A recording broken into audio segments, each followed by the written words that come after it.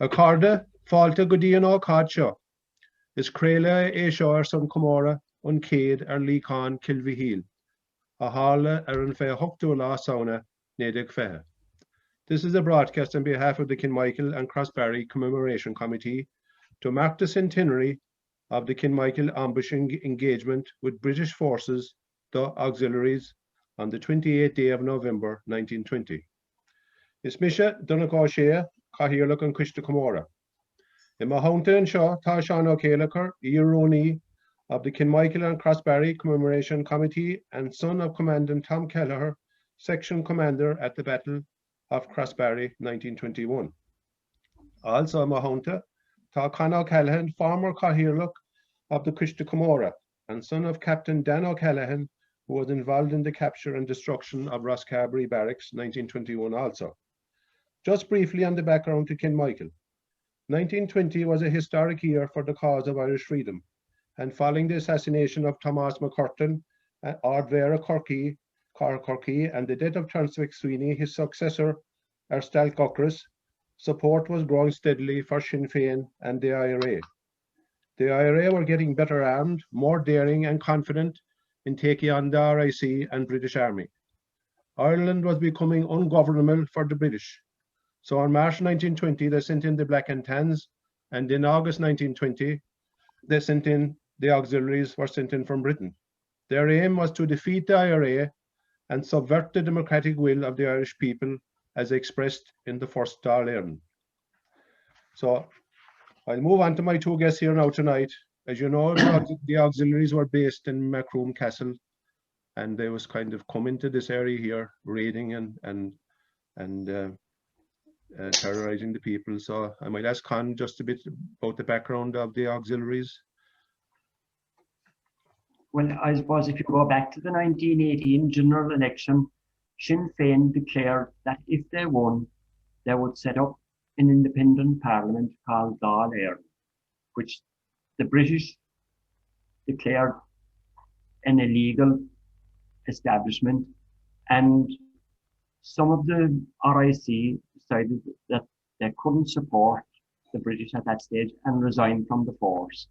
And to complement the force and make up for those who were gone, the British brought in the Black and Tans in the spring of 1920, and follow this by bringing in the auxiliaries in July and August of 1920.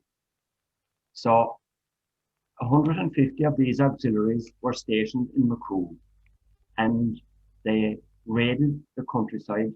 They drove out in lorries, shot up towns and villages from Ballavourney to Dunmanway, Bhliain and Castletownkinna, and terrorized the people, firing shots into houses, burning houses, driving the occupants out of houses, and searching and looting in general.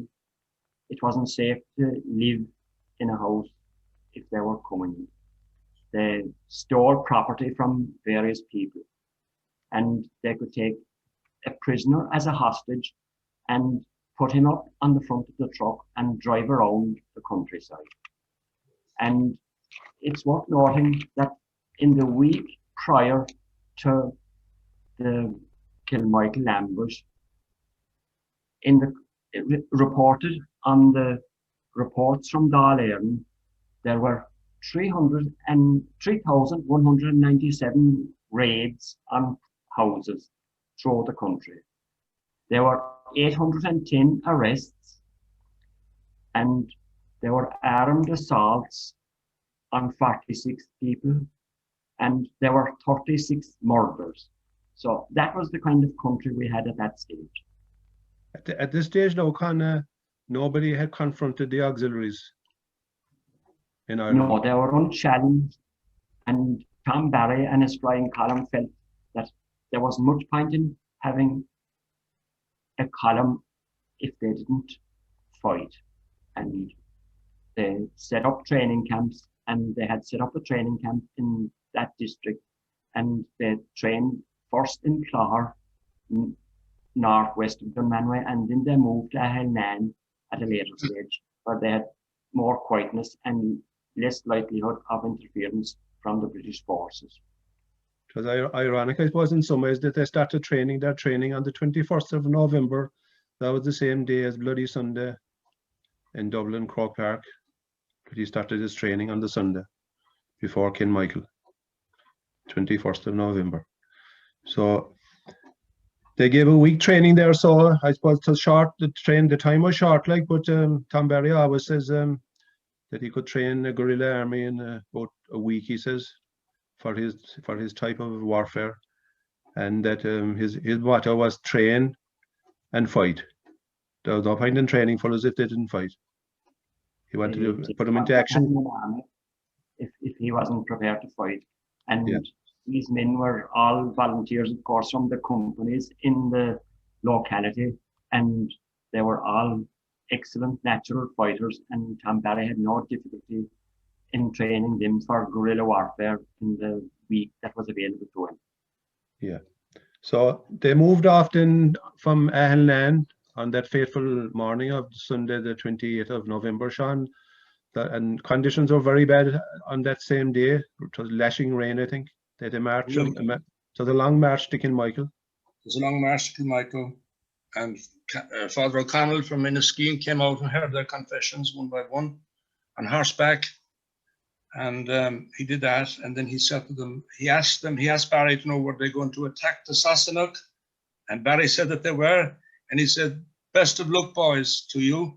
And they moved on then. They moved by road, and some of them had to take to the fields as well. It was very wet. It was difficult terrain in the dark and so on. They had to be very careful. They stopped a few times and had a few smokes, I think, and that type of thing. But it was generally difficult. It was a hard countryside. They were determined to make it, and they eventually made it. And when they were fairly close to the ambush site, Flyer 9 came up to Barry and said that young DC, Pat DC, has followed us. He's behind us. So Barry said, well, bring him up. And he came up. Young Pat, 16-year-old from Kilmac Simon near Bannon, came up. And Barry said to him, you have disobeyed orders to Pat DC. And DC said, young fella said, no, Commandant, I haven't. He said, he was sick. He was sick before that. He said, I'm not sick now. And I could walk as far away again, twice as far again. So he pleaded with Barry to let him take part, and that Barry was listening to him very attentively. And he eventually said, anyway, look, we'll give you the gun. And he sent back the man that was to take Pat's place, and Pat went in then to the ambush position. John Lorden of Bendon also came along. He was the next man. Yes, they were there all day then, and it was getting a bit dusk. It was gone 4 o'clock, and they were wondering what was happening. Now there were scouts. There were 2 scouts at least to the north of the position where the monument is now. There was also a scout to the south in case they would come from the south, from the Manway direction, from Down Cross direction, Down Cross. But something happened just before the Ogses arrived. About 5 men in a car, a horse and cart, sidecar, appeared on the scene. Just seconds before the Ogses arrived. And they were told by Barry and the others, get off the road quickly. And they got off the road as quick as they could. And they were only just off the road when the Ogses arrived. Now that was a very close call, because if they had cut up with the 5 in the trap, these were fellas that were supposed to have joined the column about a week earlier, but for some reason they didn't. They were sort of lost, if you like. But then, of course, the fighting started. Now there were 3. Well, I've mentioned about the 3 sections. Con might come in there now. Con might come in there. The site for the ambush was selected on the Friday before, wasn't it, with Michael McCarthy? Michael McCarthy. Yeah. Michael McCarthy was involved with Barry in that. Yeah. So you might come in there, Con, on the ambush itself. Then they had 3 sections and the command post. The men were in 3 sections. First of all, he had 3 picked soldiers with himself at the command post at the eastern end of the ambush position.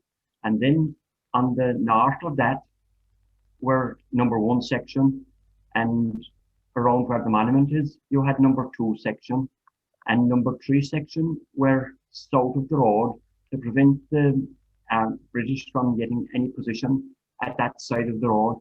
and part of number 3 section was away at the northern end of the ambush position in case there was a third lorry. And who are the 3 men then at the, time, who are the 3 men at the command post with Barry? Bhliain, Jim Spud Murphy, and Mick Hurley. Yeah. And they were his. And they were handpicked, weren't they? It was on his crack shots. Yeah. And when the signal came that the Auxies were coming, Tom Barry moved out, stood up from his position and moved out slightly. And when the lorry driver saw him, he slowed down. And as he approached, Tom Barry threw the Mills bomb. And it said that Sonny Dave Crowley fired the shot that killed the driver of that first truck. And that ground to a halt. And the number 1 section were able to open fire on that, plus the 3 behind the command post. And in less than 5 minutes, they had dealt with the occupants of that lorry. And then Tom Barry could see that the second lorry was putting up a stern resistance against number 2 section, and he moved up the dike with his 3 men, Bhliain, Spud Murphy, and Mick Hurley, to engage with the second lorry. And as he was approaching, he heard the Auxies saying, "We surrender." And then he saw a couple of his men stand up to accept the surrender. And at that stage, a couple of the Auxies, having thrown down their rifles, drew their revolvers and shot 2 of his men. He saw 2 of his men falling. And at that stage, Tom Barry decided that there was only one way to deal with these fellas, and he ordered his men to keep firing until they heard the final whistle. And when they had all the occupants of that truck killed, he blew the whistle and immediately went up and checked on his men, and he discovered that Michael McCarthy and Jim O'Sullivan had been killed, and that Pat Deasy was wounded and dying. Yeah. So he, sorry? The auxiliaries, then how many? There were 17 auxiliaries lying on the road then at this stage? Well, there had been 17, there were 16 killed, even, and 1 wounded who pretended to be dead, and the volunteers thought he was dead. The other guy, the driver of the second lorry, Guthrie, stole away in the confusion and made his way down further north and was captured by volunteers down further and executed by those because he had boasted previously of murdering a Jim Lehan in Ballingeary and Ballyvourney. And for that reason, he was executed and buried in a bog and later reinterred in Inchigeela. But the volunteers of the column gathered up the spoils of war. They had 18 rifles and 1,800 rounds of ammunition and some Mills bombs and 30 revolvers, which was quite a haul.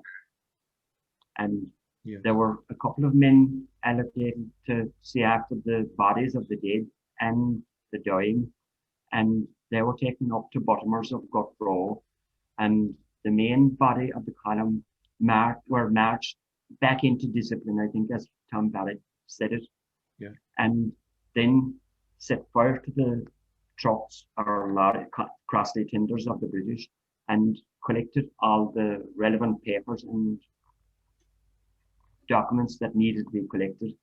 And the main body then moved off to Granure, which was 11 miles away. And they reached there around 11 o'clock that night. Yeah, it must have been, if I can cut across you there now, Sean, it must have been very difficult. I put this question to Sean for Tom Barry, like to go up and see poor Pat Deasy dying after he kind of, I mean, to just a fluke that he kind of followed the flying column when it wasn't. He wanted to take part, but I suppose Barry felt responsible in some way for leaving him back into the column. You know, it must have been hard to see. It was very difficult. Pat, as we know, was the younger brother of Liam Deasy, who was brigade adjutant. Liam Deasy wasn't actually at the ambush himself. It was very difficult for Barry to state that, to face that, especially when Pat was so young. He was only a 16-year-old, but he was, as Barry said himself, he was very mature for his age.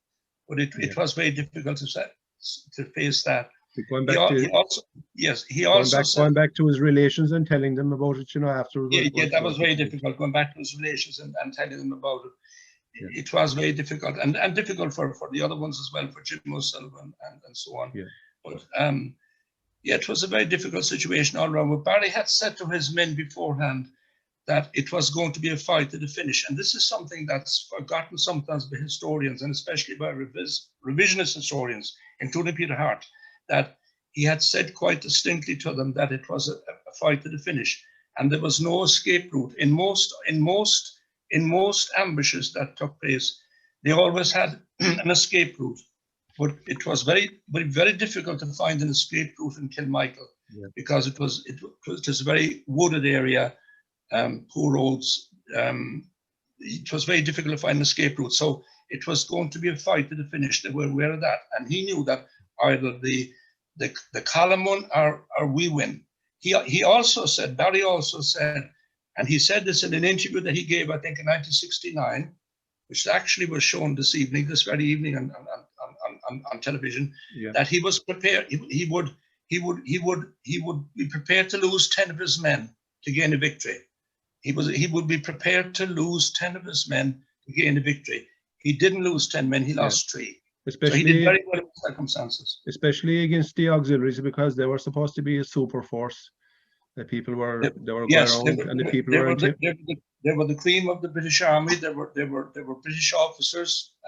They were brought in specially because Black and Tans weren't successful enough in countering the Irish, the volunteers. And of course the British were saying, and they were telling the world, that the problems in Ireland were police ones. If we can bring in enough support, if we can bring in enough soldiers, military into Ireland to augment what was there already, the police that were there already, and the army that was there already, and that's what so they brought in the Black and Tans and the auxiliaries. If we can bring in that extra manpower, we will defeat the natives. And then the whole thing, it is a policing problem. The whole thing will end. That'll be the end of it. But of course, they were fine. They were well wrong on that one, weren't they? Something people forget too is that the auxiliaries were a division of the RIC. They were. Sometimes people seem to forget that, like when they're talking about the RIC. The other point I would like to make in relation to the auxiliaries, that they were described as auxiliary cadets. Now, cadet is a trainee. They were far from trainees. They were by no means cadets. They were senior British officers, well trained, well paid as well, of course. And they were certainly not cadets. But it was a huge blow. Then the defeat was a huge blow for them, because they didn't expect that they were practically wiped out with just one exception, a man called Ford. There was some high-ranking officers in the auxiliaries. Very high-ranking ones. Craig, I think, the major, I think, and others as well. Yeah, so it was a major blow for them. So then the significance of this is terribly important. Can I go back a moment, Cahalig, to the 1918 election? When the 1918 election took place, there was a major victory for Sinn Féin. 73 seats, 6 for the old parliamentary party under John Redmond, and 26 for the Unionists. But 73 was a very substantial majority. But the British didn't recognize it. And one of the reasons why they didn't recognize it, because they were considered to be the most powerful country in the world, and they didn't want to say to the world that they were giving freedom, independence, to a small country to the west of them, and they were looking that they weren't prepared to secede independence to Ireland. That would be a bad example for the rest of the world as well. They wanted to hold, the imperialism was in them all the time. They wanted to show that they were in charge. I might ask Con there now about, I mean, after the ambush, they had a long march back, the main body of the flying column, they had a long march back to the faraway camp, and they had to cross, they had to go through Bhliain, Brecon, Kira, and different townlands, several more townlands to the long march. Like, I think they reached it around 11 o'clock. So, where was this camped in, Con, that they went back to, the faraway camp of... In Granure is the townland. It's quite near Bhliain, and the Bhliain company had an empty labourer's cottage ready for them in when they came back there, and they had bundles of straw on the floor, good fire lighting, and they had a meal ready for the boys as well. And at that stage, Michael O'Driscoll, one of the group, walked home, which would be another mile, I suppose, and tackled his horse and trap and drove down as far as Kilbreen near Clonakilty to pick up Charlie Hurley and brought him back, and they arrived back around 2 o'clock, I think. Yeah. And Charlie had a chat then as well with Tom Barry, hadn't he? He went out and he had a chat with he brought Charlie up to the brigade commander, if you like, up to date with what had happened. And Charlie, as far as I know, he took over then, guarding them in when Tom Barry went back to sleep. Then for a couple of hours, Charlie took over then until the morning. So like that, Tom Barry wanted to keep the flying column together, obviously, in case there'd be further attacks and in case there'd be a big roundup. But as far as we know, the British didn't come out to Kilmichael for nearly 24 hours afterwards, because they probably knew that there was an ambush, but they must have thought that there was hundreds of IRA involved, you know. They were afraid of mines as well, that the road would have been mined and that type of thing. And they were afraid of there could be further attacks on them, I suppose, as well. Yeah. They had, as a matter of interest, they had a couple of near escapes when they were in that faraway camp in Granure. The British, I think, the following day came very close to them on one occasion, but didn't see them. So there could have been another battle there quite easily. Yes. Going back to where the volunteers were buried in at Gutrow Bog near Bottomers. There must have been a big. They were finally buried in Castletownkinna. There must have been a big logistical job to carry their bodies, move their bodies in the cover of darkness to Castletownkinna. Con. It must have been quite a nightmare move, as was, because they had to shift the bodies on horses and carts, and to do that silently, they had to wrap the wheels of the old iron horse cars in straw and jute bags to muffle the sound, but they did it successfully and arrived at Castletown in the dead of night. This is the thing. Father O'Connell officiated, didn't he? Father O'Connell officiated again at the ceremony, the burial ceremony. That was 4 days after Kilmichael, then I think the 2nd of December, 28. That's the day that I said, yeah. So a man called Casey, Mr. Casey, made the coffins for them. From Inchigeela. Yeah. So, yeah, like it was an awful situation in those days. So, like, they had to bury the bodies at night time, and as far as the family of Michael McCarthy, who from Dumanway, none of his family were present at the burial, because they knew the auxiliaries were watching his home in Dumanway. So if they found out that if any of the family moved, they'd probably follow them, and they'd have caught them. Like, so, as far as it was, only the family of Jim O'Sullivan and Pat Deasy's relatives were present, and some volunteers, obviously. So just going back into the aftermath, we heard a lot about reprisals, and that was the order of the day in those times. Kind of the reprisals after Kilmichael, there was sheds burned and houses burned, and people were being intimidated. That'd be fairly correct, I think. The British and the auxiliaries kind of were in very familiar territory at that stage, because that's what they had been doing before, and then they continued to do it after the ambush. And they burned the houses of O'Donoghue's and Kelly's and O'Mahony's, which were quite near the ambush site. and burned several other houses and raided Inchigila and Castletonkinna and Johnstone, and wrecked houses and obviously burned a whole lot of houses, hay sheds and outbuildings. And they shot Dinny O'Sullivan down at the Macroom side of the ambush position. At Dromley, they shot Dinny O'Sullivan, a completely innocent young man there for no reason in the world. And of course, a week later, or a couple of weeks later, they shot Canon Magner and Clive Crowley just outside Dunmanway, and would have succeeded, I presume, in getting away with that, only that there was a Mr. Brady, a resident magistrate, present, and he obviously couldn't let that sort of thing go without reporting it. And Vernon Hart was the guy that did the shooting there, and of course there was a cover-up. He was declared insane and unfit for trial. If he was fit for trial, he would have been executed. So that was an easy way out for them, wasn't it? We mustn't forget either Coherlig, the role that Manana had in this, the Commoradh and those who weren't in Commoradh, because they gave shelter and food and clothing to the volunteers over a period of time.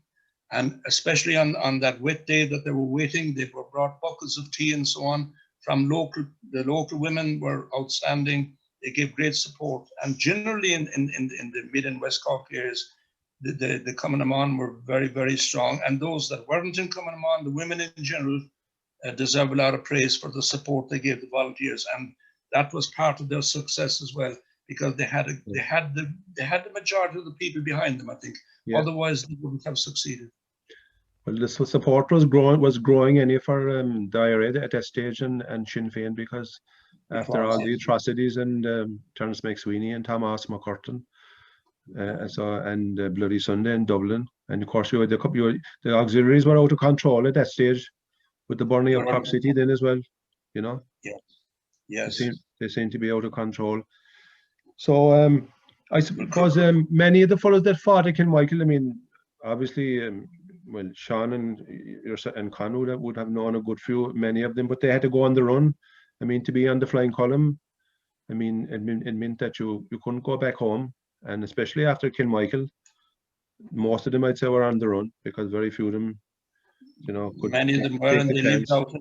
They had dugouts out on the sides of hills and places like that, barns and so on. And so and this is one of the reasons why some of them, not all of them, but some of them died rather young. I think they had got illness from the wettings and the cold and the hunger that they witnessed, and I think that took its toll later on in life with some of them. Yeah. As well. Just going back to just want to mention, like, Tom Barry is often misrepresented, like, you know, you had Turin and Rosscarbery. Turin was what happened a month before Kilmichael, where a number of, I put this question to Conlake, and where a number of Essex were captured, and there was a number killed as well at Turin, and they were treated fairly well, as far as from what we hear. Yes, at the Turin ambush, the first lorry escaped because the mine didn't explode, but they stopped the second lorry, and there were a number of casualties on the British side there, and they surrendered, and the survivors surrendered, and the surrender was accepted, and Tom Barry treated the wounded and warned the officer in charge of those that they should be more humane in their dealings with the people they were arresting. And Rosscarbery then? There's an example of Tom Barry's manliness. And similarly in Rosscarbery, when the RIC were getting out of the burning barrack and had nowhere to go, he could have picked off every last one of them if he wanted to, but he left them out as they were unarmed, getting out. And there again, his humanity was shown, that his soldierliness, I suppose you could say. He didn't shoot unarmed men. And that compare that with Kilmichael. When at Kilmichael, he would obviously have accepted the surrender if they were men enough to do it. But when they didn't keep their word with their surrender, he dealt with them the only way possible, and that was to execute everyone as or shoot them without any further questions. I might put this question to Sean now. I mean, there's two lovely monuments. It was erected in 1966 at Kilmichael, and I think the one at Castledownkinna was erected at the same time, where the volunteers are buried. Crossbarry was 1966. Yeah, but the monument at Castledownkinna. I think that was erected in 1938. I think so. 38. Okay, thank you very much for that. There are two lovely monuments. I mean, Kilmichael is a magnificent monument. Can I say one thing? And every year at Castledownkinna, we have a mass and a wreath after an Oscar, a wreath-laying ceremony, and then we move on to Kilmichael, and where the main ceremony is. Yes, Sean. But I make one comment on the purpose that which they fought for. Yeah. They fought for complete independence from England in the tradition of Wolfe Tone in 1798. On Kangel of Risha, either Aaron, August, and Bratton, to break the connection. And they followed that tradition right down from Wolfe Tone right down through 1803, through the Young Ireland, through the Fenians, 1916. They got great inspiration, of course, from what happened in 1916 as well. So that was their ambition, to break the connection with England. It was very simple, breaking self-government, but they were denied self-government by the British. And also, I think that was very significant that shortly after Kilmichael, the 28th of November 1920, well, what did the British do shortly after that? They went very, very quickly and arranged to have the Government of Ireland Act passed in 1920, before the end of the year, just a month after Kilmichael, the Government of Ireland Act, which partitioned Ireland. 2 administrations in Ireland, a 6-county administration to appease the Unionists. The Unionists had threatened war if they didn't do it. So they appeased the Union, and yet they didn't accept the result of the electorate. They didn't accept that, and yet they appeased the Unionists by partitioning Ireland, and Ireland had never been partitioned. And that's the situation we have now. And that major problem of partition is still with us 100 years after Kilmichael. Of course, Kilmichael, of course, gave the volunteers great confidence and daring, because to the forerunner to Crossbarry and the capture of Rosscavalry Barracks. I mean,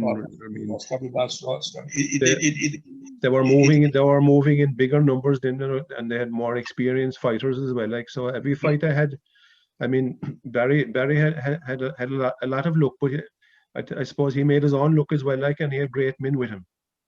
He did. It was Kilmichael was a huge boost to their morale, and it did certainly have an influence on what happened afterwards at Crossbarry in the 19th of March of 1921, and then of course leading to the truce. Yeah. But there are different ways of looking at the truce. Some of them didn't want a truce because they felt that it was some kind of a trick, whatever. And then it led to the treaty, and we know what the rest is history. Because unfortunately, the way it ended up in the end. But you see, it is the old thing again with the British: divide and conquer, divide and conquer, and that's what they did in the Civil War. They put, if you like, the gun to Colin's head, and said, blow up the forecourts, attack the forecourts, and that was, if you like, the start of the Civil War. And that suited the British. That was grand to have one section of the Irish fighting the others. That was down to the ground for the British. That suited them. Also, unfortunately, of course, the 2 volunteers that fought at Kilmichael, they were killed during the Civil War. Paddy McCarthy, Kilmallock, from near Kilcoe, Beldihab, and Jack Howrahan near Scribreen. He was also killed fighting on different sides. But that was sad too. Like, the 2 men that fought at Kilmichael were killed during the Civil War. Like, you know. That was the tragedy. They fought together. So going on to Rosscavalry Barracks, and can we just maybe finish with this now? Rosscavalry Barracks was a big undertaking as well. Like, I mean, the several attempts at knocking that out. The British had boasted that this was their one impregnable fortress, And Tom Barry felt that if he had that removed from the area, he'd have a great stretch of ground between Clonakilty, Skibbereen and Dunmanway with no enemy fortress at all. And his first attempt at that, at taking Rossbarrock, was moving into Borghesa House to Lord Tom Kingston, who was an agent and a bad agent, as was, in that he was a spy for the British and delivering post and so forth from Ross Barracks to the various other barracks around. But that proposed attack didn't succeed anyhow, and a week after Crossbarry, then he came back again, and they succeeded the next time, and they had a mine that was made in Rossmore and taken down and placed the door, and did quite a bit of wreck there, and they had a long struggle. Then they eventually fired and burned the barrack, and it gave Tom Barry a great piece of territory without any enemy backup in that area, that they had no place to run back to. Of course, he had a lot of experienced men with him at Rosscarbery Barracks. With Jack Cochrá there, I think he was. Tom Kelleher. Tom Kelleher carried it. Christy O'Connell, Carney. They took the mine in. Christy O'Connell, Jack Cochrá, Pete Carney, and Tom Kelleher. Yeah, they took the mine in. And as a matter of interest, with regard to the taking of mines, I believe Barry never looked for volunteers with regard to the shouldering of a mine. He always selected the men that would carry it. He always selected them. Yeah. It was the most difficult. I think he said himself that it was the most dangerous situation that anybody could find himself in, was to carry the mine. It was extremely dangerous. So I'll bring it to a close now, but I might just ask Sean, like, it was Kilmichael still resonates with the Irish people, and it still has an importance. Very much so. I think the vast majority of the people, you see, the discussion on Kilmichael was, if you like, hijacked, if you like, by people like Peter Hart, talking about a false surrender, forgetting the main part of it. The main point about Kilmichael would be that it was a major victory over the British, over the cream of the British officer. It was a major victory for the volunteers against the British. And the false surrender is sort of a red herring. It did happen, but it could have happened quite easily. That if it hadn't happened, either way, they had a huge victory. But the revisionist historians don't want to mention that. They go talking about false history, which is completely unfair. Yeah. And they have been cut out fairly badly at this stage. Yeah. So what I worry about is that sometimes people in third level institutions are teaching that kind of history to young people, and that is shocking. That should not be allowed. So I'll finish with that now. Like, once again, I'd like to go raibh míle ag Sean agus Con. It's not too often that you'd have the direct descendants of two volunteers that fought in the War of Independence, that you would be talking to them, and that they have the history from their parents, from their fathers, and from the men that fought at Kilmichael, and the history that you two have, like, is the history, the real history, the history of the ordinary people about the War of Independence. And I think that's what the people want to hear and should be hearing, and they're not hearing enough of it, because I mean, there's a lot of academics out there, and it's only a commercial thing with a lot of them, just to create a controversy, like Mr. Hart and company. So once again, go raibh míle mágaibh, and I know we could talk forever, and we could talk for 3 hours and 4 hours with these two men here, but hopefully we'll be back again. And Godishin, Slán go fóill. Go raibh míle mágaibh. Slán go fáill.